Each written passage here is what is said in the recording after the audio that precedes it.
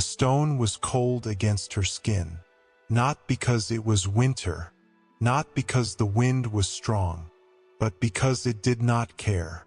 A young girl stood in a narrow alley in ancient Athens, her hands tied, her breath shaking. The sounds of a great city filled the air. Laughter, music, sandals on stone, merchants shouting. Yet none of it was for her. She was invisible to all of it. A man pressed a hot iron against her shoulder. She screamed. That scream was never written in history books. It was never carved into marble. It was never sung by poets. But it happened, and it happened thousands of times. Athens, the city of democracy, the birthplace of freedom, the home of philosophy, and also a place built on the pain of people who had no voice. Tonight, you will hear the story they tried to erase. Make sure to watch the video all the way till the end. I promise you're going to find it super informative. We put a lot of hard work into bringing you this content, so don't forget to hit that subscribe button, give the video a like, and share it with your friends. Your support helps the channel grow and motivates us to keep creating even better videos for you. Athens in 430 BCE was a city that called itself the brightest place on earth. White stone buildings shined under the sun. The temples rose high, touching the sky. Artists painted, poets sang, and teachers spoke of truth and justice.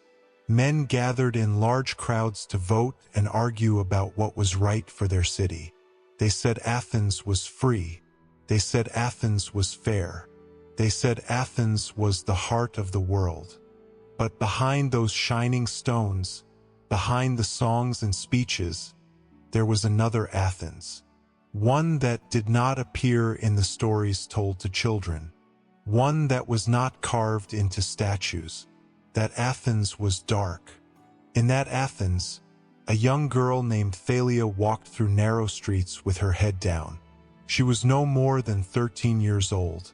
Her hair was cut short, not because she wanted it that way, but because her owner said long hair made girls look too proud. Her feet were bare on the cold stone. Around her neck was a thin rope tied to a wooden tag. On the tag was a number, not her name, not her story, just a number. To the city, that was all she was. Thalia did not remember her mother's face very well anymore. Time had stolen it. She only remembered a warm voice and hands that once held her when she was scared.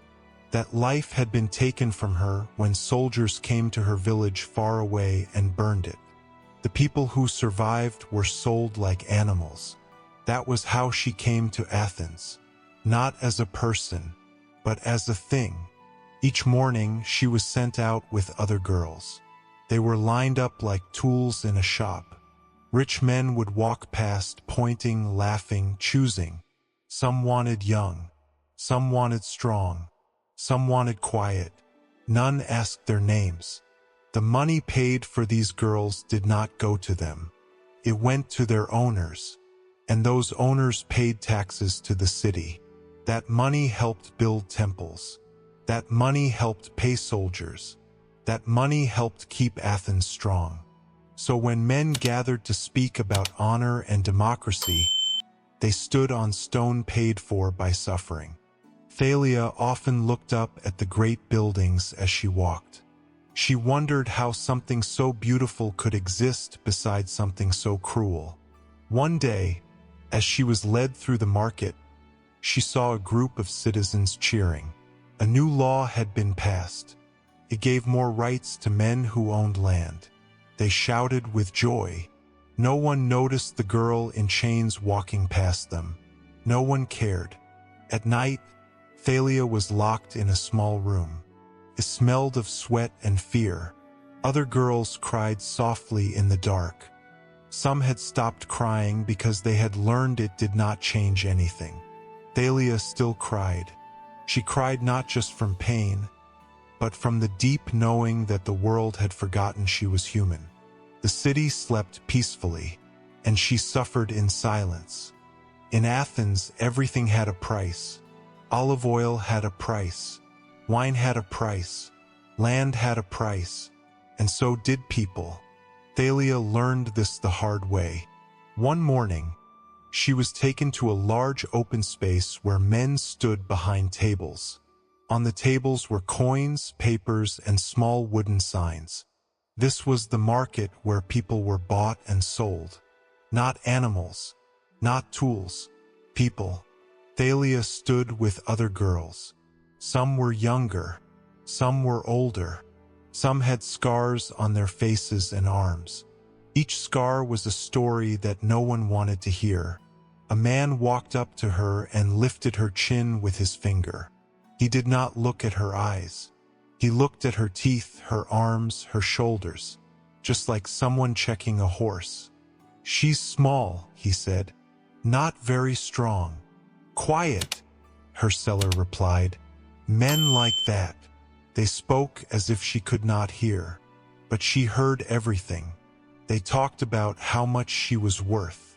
They argued over coins. They laughed. Her life was being measured in silver. In the end, she was sold. She was led away by a stranger. His hand was tight around the rope on her neck. He did not look back. She did not know where she was going. As they walked through the city, she saw the great temples again.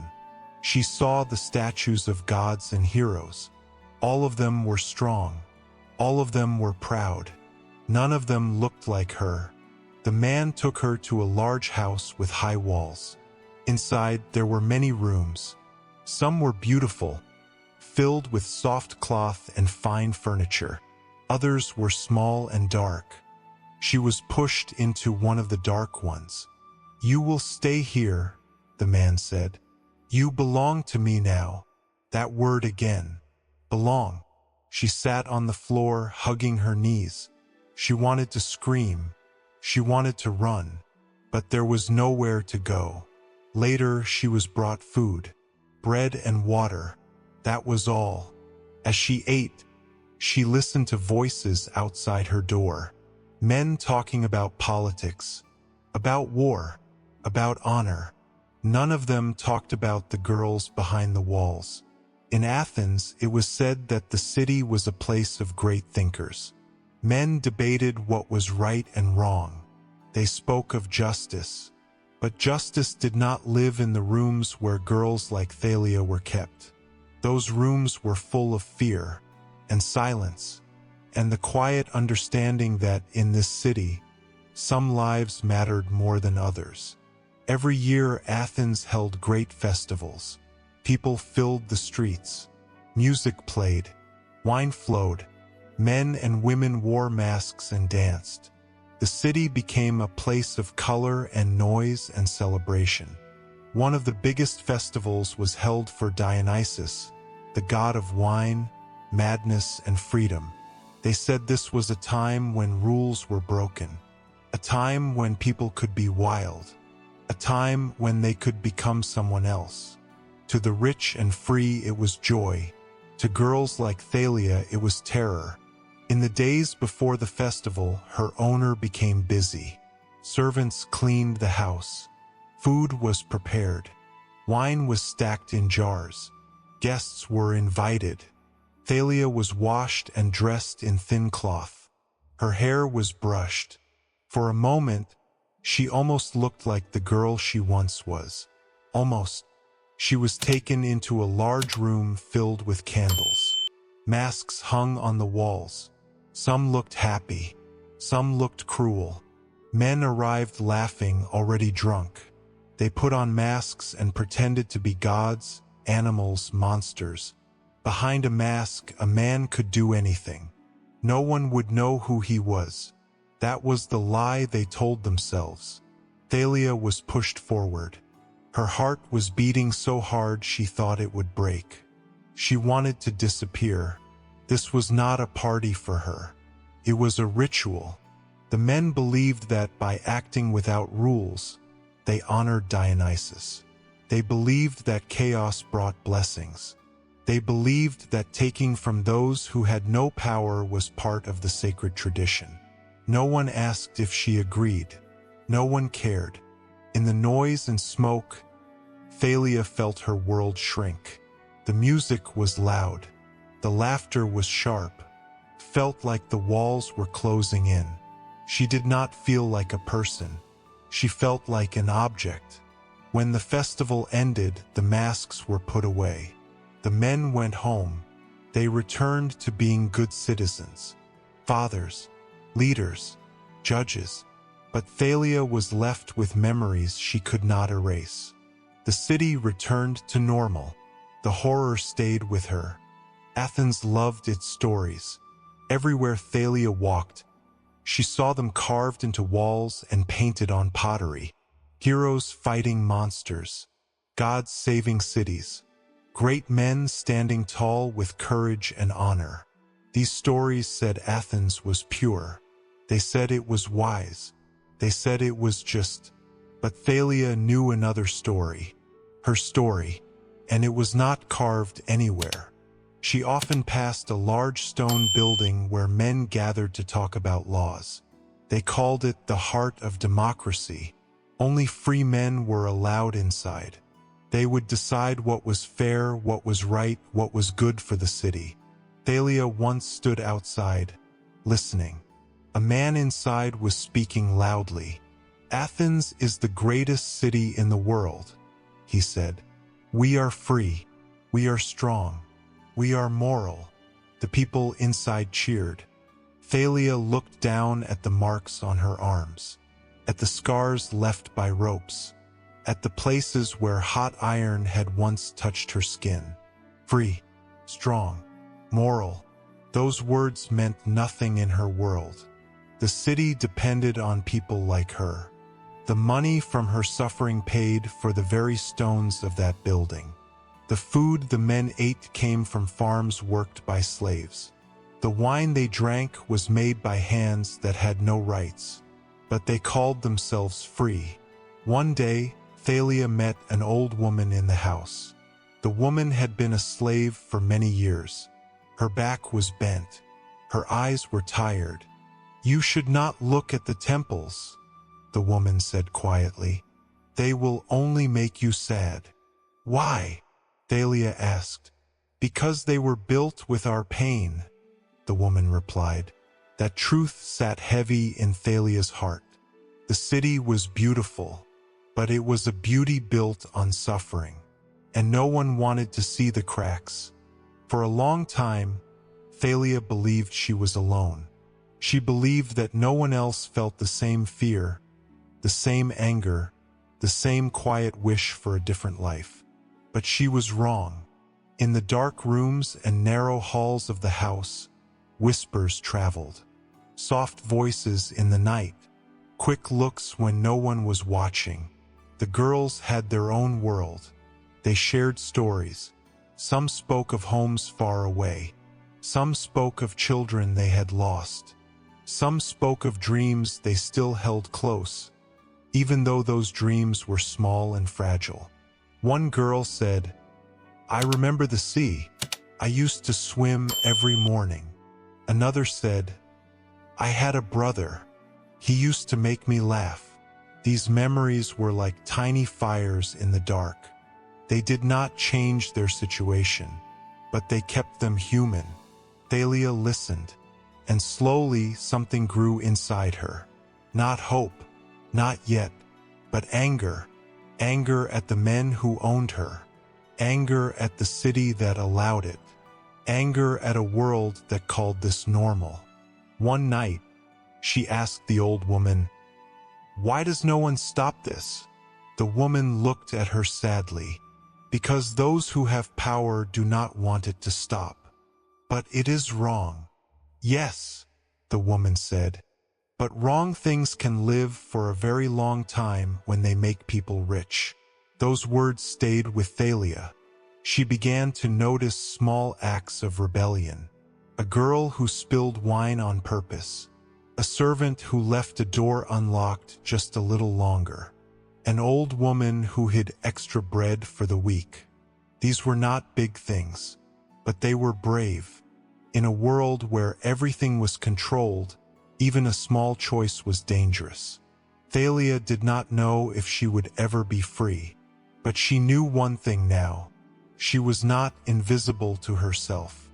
Her story mattered even if the city tried to erase it. Years passed. Thalia grew older inside the walls of Athens. Her body changed. Her face became harder. Her eyes carried things no young person should ever have to hold. Outside, the city kept celebrating itself. New temples were built. New laws were written. New statues were raised. Poets spoke of how great Athens was. Teachers spoke of how wise its people were. And still, the dark rooms stayed full. The girls came and went. Some were sold away. Some died. New ones arrived, just as scared as Thalia once was. No one wrote their names. No one saved their stories. Athens wanted to be remembered as a city of light, so it pushed its shadows into silence. But shadows do not disappear. They wait, long after Thalia was gone, long after her bones turned to dust. The stones of Athens were still standing. People would walk among the ruins and admire them. They would say, "This is where democracy was born. This is where freedom began." They would not say, "This is where thousands of women suffered."